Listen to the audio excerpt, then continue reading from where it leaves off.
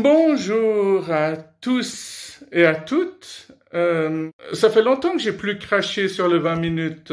Ce serait marrant de le refaire. Pourquoi c'est le 20 minutes qui a survécu et pas le matin bleu? C'était la même merde, non? C'est marrant parce que quand ces deux journaux gratuits sont apparus, tu voyais plein de gens lire dans les bus, les transports publics, comme si c'était tous des intellectuels. Miracle, la population se met à lire tout à coup. Et après, les smartphones sont apparus, et puis maintenant, t'es un extraterrestre quand tu lis un bouquin dans les transports publics. Alors, aujourd'hui, on est vendredi, je pense que je vais poster cette vidéo lundi ou mardi. C'est parti. Des sigles nazis jusque sur une pilule d'ecstasy. Une nouvelle histoire avec Bobby, Jimmy et Tony. Des pilules d'ecstasy au look nazi circulent dans le pays. Alors, je trouve pas ça très inquiétant, hein. Le plus inquiétant, c'est qu'il y a des vrais nazis qui circulent dans tout le pays. Enfin, dans le pays, dans le continent. Elisabeth Moss joue les James Bond au féminin. Alors quand tu lis ça, tu te dis quoi? Ce sera elle la prochaine James Bond? Ce sera pas une femme black comme prévu? Bon, déjà, faut savoir qui c'est Elisabeth Moss, hein. Alors, c'est une actrice qui a été révélée par la série La Servante écarlate. Et non, elle ne va pas jouer James Bond, mais elle va jouer une autre espionne féminine dans un film qui... Un film qui s'appellera The Veil. Mort tragique pour le toutou de Neil. Bon, les morts des animaux, c'est toujours tragique de toute manière. Et puis Neil, c'est Neil Patrick Harris, hein. Donc, soit vous connaissez cet acteur, soit vous le connaissez pas. En tout cas, il jouait le docteur Doogie à l'époque. J'ai failli dire Dookie, mais ça n'a rien à voir avec le chef-d'œuvre de Green Day, hein. Nouvelle opération en vue. Oh là là, ça n'arrête pas, ça n'arrête pas. Alors, Katie Price a déjà fait modifier sa poitrine 17 fois. La question c'est, va-t-elle le faire une 18e, une 19e fois? Va-t-elle atteindre le numéro 20? Est-elle atteinte de dysmorphophobie? Tu sais, c'est cette maladie mentale où t'es complètement obsédé par une partie de ton corps et t'as tout le temps envie de le changer, t'es jamais content quoi qu'il arrive. Donc sa mère pense qu'elle est atteinte de ça, mais elle ne le pense pas, évidemment. Quand t'as une maladie mentale, tu le sais pas, en général. Oui, je vous parle beaucoup de cet article parce que les stars de la télé-réalité, c'est ce qui intéresse la grande masse, hein.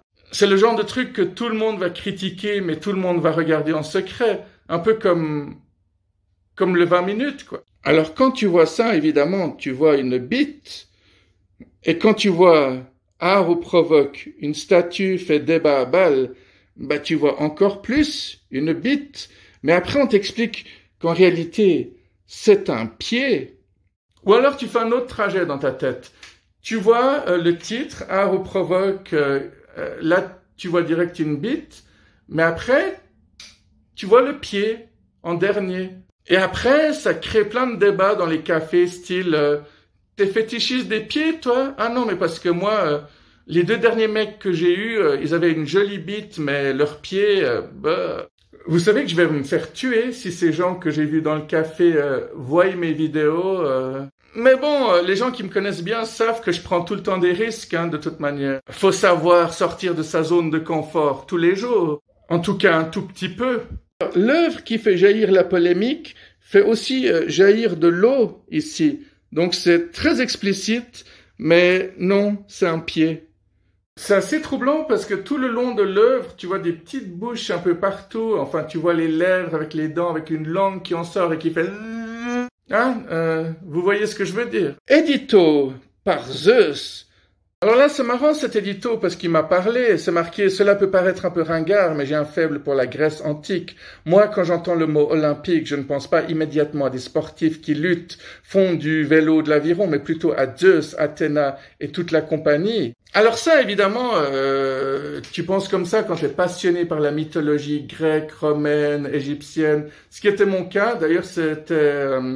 un des rares sujets que j'appréciais quand j'étais au lycée, hein, la culture antique, c'est un des rares trucs qui m'intéressait vraiment. Et comme je vous l'ai dit, pour moi, les super-héros sont la mythologie moderne.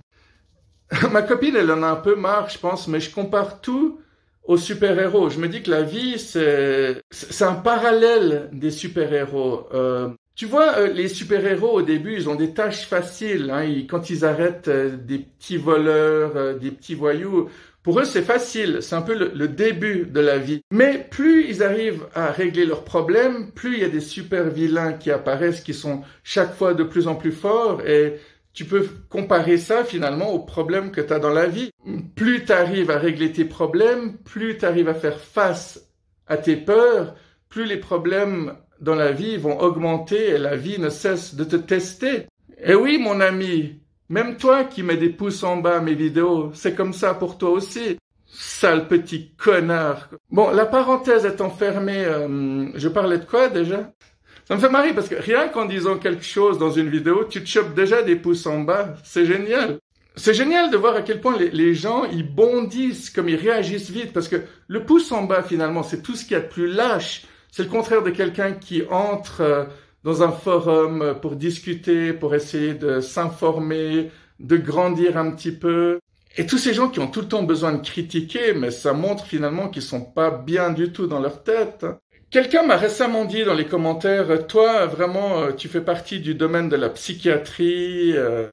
Et je me dis, mais de quel droit ils se permettent de juger les gens? Tu vois, on te traite directement de fou, sans essayer de savoir qui tu es réellement, ce que tu as vécu, pourquoi tu réagis comme tu le fais. Alors je vous le rappelle, n'oubliez jamais que les gens qui vous critiquent, si vous les analysez, c'est rarement les gens qui sont en mesure de vraiment vous critiquer.